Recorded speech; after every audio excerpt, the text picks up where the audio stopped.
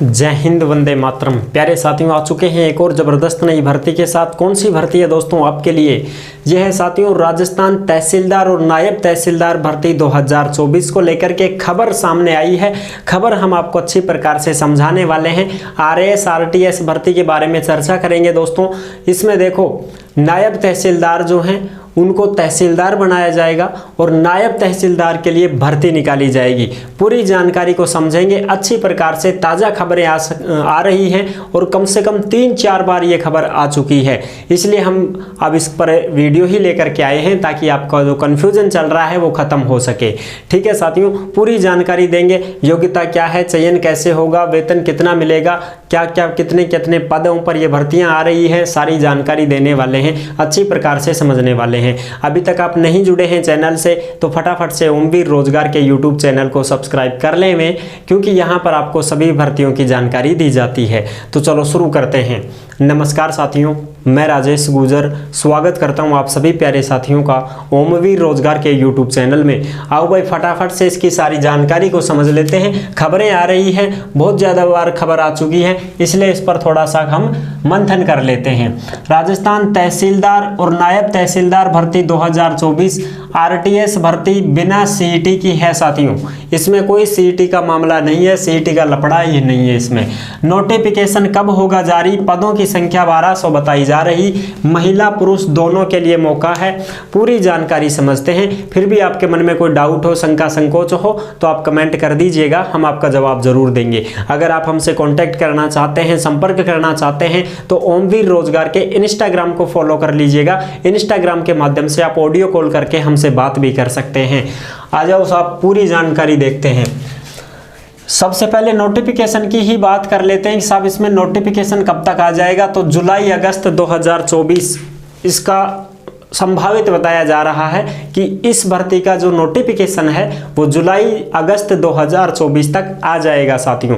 अभी तो इसका कोई नोटिफिकेशन नहीं आया है। फिलहाल में तो खबरें आ रही हैं, दैनिक भास्कर की आ रही हैं, न्यूज वालों की आ रही हैं, ठीक है, और तुम्हारे जो हैं ट्विटर पर भी बहुत सारे इसकी खबरें आ रही हैं कि भाई इस प्रकार की ये भर्तियाँ होने वाली हैं। तो इसलिए हमने इसकी थोड़ी जांच पड़ताल की है, खोज खबर ली है, तब इसका पता चला है कि जुलाई अगस्त 2024 तक इसका नोटिफिकेशन भी जारी हो जाएगा। तो जो भी साथी तैयारी कर रहे हैं भाई, आरएएस की तैयारी करने वाले आरएएस की तैयारी करते रहें। और बाकी के जो इसमें पदोन्नति भी हो जाती है कुछ पदों पर, बाकी कुछ पदों पर डायरेक्ट भर्ती होती है। एज की बताएं तो एज इसमें क्या होती है, 20 से 40 साल होती है। अब इसमें पूरी चर्चा हम कर लेंगे। और जो भी भाई ये समझना चाहता है कि सर इसका नोटिफिकेशन वगैरह कुछ खबर वगैरह हमें भी बता दो, तो इसकी खबर हमने डाल रखा है टेलीग्राम के ऊपर। आप ओमवीर रोजगार के टेलीग्राम को ज्वाइन कर लीजिएगा। टेलीग्राम के ऊपर सभी खबरें डाल दी जाती हैं, भर्तियों से संबंधित जो भी नोटिफिकेशन होती है या जो भी खबरें होती हैं सारी की सारी टेलीग्राम पर डाल दी जाती हैं। तो आप सभी साथी टेलीग्राम से अवश्य जुड़ जाएं, क्योंकि वहां पर आपको प्रूफ मिलता है। ठीक है जी, टेलीग्राम पर आप इनकी जो भी खबरें हैं वो सारी देख सकते हैं। चयन किस प्रकार से? चयन में देखो 54% तो सीधी भर्ती से भरे जाते हैं ये फॉर्म, ये पद जो हैं आरटीएस एग्जाम होता है, ठीक है, राजस्थान तहसीलदार सर्विस। इसमें 54% तो सीधी भर्ती होती है, जिसमें 2 पेपर होते हैं, पहला एग्जाम और दूसरा एग्जाम, ठीक है, 2 पेपर होते हैं, उसके माध्यम से ये भर्ती पूरी की जाती है। अच्छा जी, दूसरी बात 46% पदोन्नति से बनते हैं तहसीलदार। पदोन्नति से कैसे?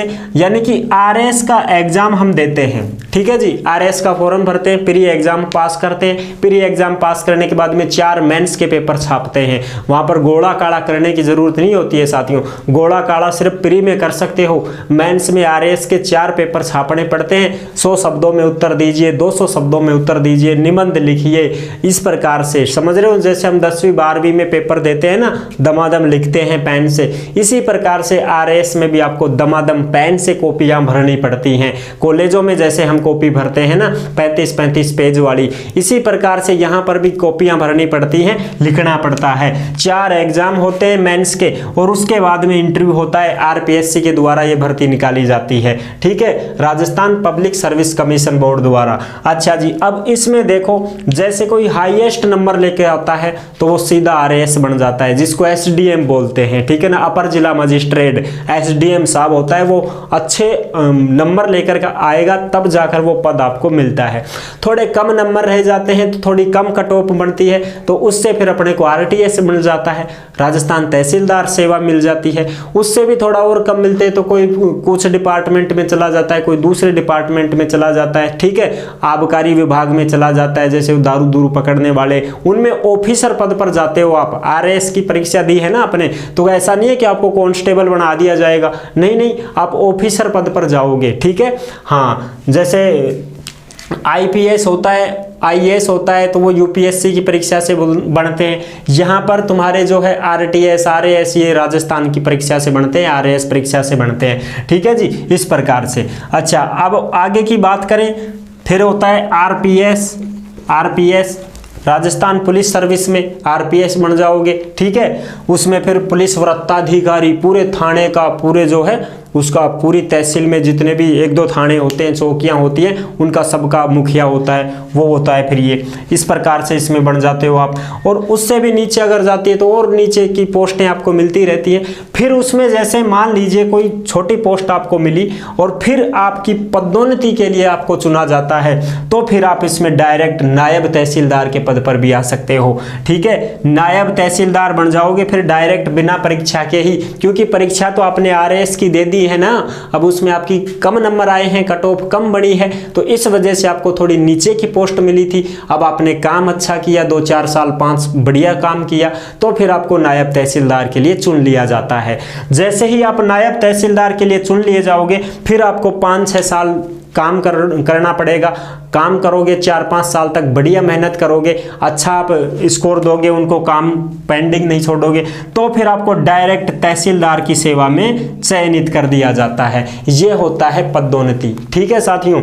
इस प्रकार से पदोन्नति होती रहती है, काम अच्छा करते जाते हो, एक्सपीरियंस होता रहता है, फिर आपको धीरे धीरे उस पद से उस पद पे, उस पद से उस पद से, ऐसे आपको बना दिया जाता है, ठीक है। सुना होगा आपने RAS जो हैं SDM होते हैं वो DM भी बन जाते हैं, ठीक है ना, वो पदोन्नति से ही बनते हैं, वरना DM के लिए तो UPSC क्लियर करना पड़ता है ना भाई साहब, लेकिन वहाँ पर बढ़िया वो काम करते हैं अच्छा खासा, तो उस वजह से वो DM भी बन जाते हैं। अच्छा, ये तो हो गई पदोन्नति की बात। अब बात करते हैं नायब तहसीलदार के पदों की संख्या 225 बताई जा रही है, तहसीलदार के पदों की संख्या 486 बताई जा रही है। इसमें योग्यता स्नातक होती है, किसी भी सब्जेक्ट से हो, ऑल BA हो, BSc हो, BCom हो, कोई मतलब नहीं है, आप स्नातक कंप्लीट हो। वेतन तो भाई साहब खूब अच्छा मिलता है, 56,000 तक, और भी ज़्यादा बढ़ जाता है। इसमें बात करें 225 नायब तहसीलदार की भर्ती मंजूरी के लिए सरकार को पत्र भेजा गया है, यानी कि 225 जो नायब तहसीलदार की भर्ती है उसकी मंजूरी के लिए सरकार को पत्र भेजा है। प्रशासनिक व वित्तीय मंजूरी का इंतजार है, अभी प्रशासनिक और वित्तीय मंजूरी नहीं मिली है साथियों, ठीक है जी। और तहसीलदार के 807 पद स्वीकृत हैं, जिनमें से 376 पद ही पर कार्यरत हैं तहसीलदार साहब, और बाकी के पद खाली चल रहे हैं, उनकी DPC की मांग की जा रही है, और DPC 2024-25 में ही हो जानी चाहिए, ऐसी मांग की जा रही। DPC क्या होता है? DPC वो ही होता है साथियों, नायब तहसीलदार हैं जिनको तहसीलदार बना दिया जाए, ताकि खाली पद चल रहे हैं उनको भर दिया जाए, ठीक है। तहसीलदार के खाली पद कितने हैं? 486 खाली पद तहसीलदार के चल रहे हैं, इनके ऊपर नायब तहसीलदार को तहसीलदार बना करके भेज दिया जाएगा। 486 जो नायब तहसीलदार है ना फिलहाल, उन नायब तहसीलदारों को सीधा तहसीलदार के पद पर बैठा दिया जाएगा, क्योंकि उनको 4-5 साल का एक्सपीरियंस है, उन लोगों को सीधा तहसीलदार बना दिया जाएगा। और फिर जो नायब तहसीलदार के पद खाली हो जाएंगे उन पर फिर क्या कर दिया जाएगा? सीधी भर्ती भी निकाल दी जाएगी, जो कि RTS का एग्जाम आपको पास करना होगा, जिसमें 2 एग्जाम होते हैं, वो आपको पास करने हैं, फिर आप इसमें आवेदन करके तहसीलदार नायब तहसीलदार बन सकते हो, ठीक है साथियों। तो ये थी पूरी की पूरी जानकारी। DPC भी होगी, तहसीलदार के पदों पर DPC होगी, जो नायब तहसीलदार बने हुए हैं वर्तमान में उनको सीधा तहसीलदार बनाया जाएगा। और नायब तहसीलदार के लिए अलग से, तहसीलदार और नायब तहसीलदार के लिए अलग से भी वैकेंसी आ सकती है। अभी हम इस पर पूर्ण सहमत नहीं हैं कि भाई नई भर्ती आए या फिर इस पर डीपीसी के द्वारा ही काम कर दिया जाए। तो वैसे तो देखो बहुत कई बार इसमें खबरें आ चुकी हैं कि भर्ती भी आएगी, डायरेक्ट सीधी भर्ती भी आएगी। तो सीधी भर्ती के लिए आपको तैयारी करनी पड़ेगी साथियों, आरटीएस की तैयारी करनी पड़ेगी। बहुत अच्छी खासी तैयारी करो जिससे आपको सीधा तहसीलदार सेवा में जाने का मौका मिल सके। ठीक है दोस्तों, आई होप आप अच्छे से समझ गए होंगे। मैंने सारी बातें आपको बता दी हैं, सब कुछ क्लियर कर दिया है, कोई भी डाउट नहीं छोड़ा है। फिर भी डाउट है तो कमेंट में पूछ सकते हैं, कोई दिक्कत नहीं है। बात करना चाहते हैं तो इंस्टा के माध्यम से ऑडियो कॉल कर सकते हैं। वीडियो पसंद आई है तो लाइक जरूर कर देना। चैनल पर पहली बार आए हैं तो विश्वास के साथ आप सब्सक्राइब कर सकते हैं, क्योंकि देश में जितनी भी भर्तियां निकलती हैं तमाम भर्तियों की जानकारी हम आपको देते रहते हैं और एकदम आसान और सरल भाषा में संपूर्ण जानकारी के साथ आपको समझाते रहते हैं। जुड़ने के लिए आपका बहुत बहुत धन्यवाद। फिर मिलूंगा एक और जबरदस्त ऐसी ही वीडियो के साथ। तब तक के लिए सभी प्यारे साथियों को जय हिंद, जय भारत।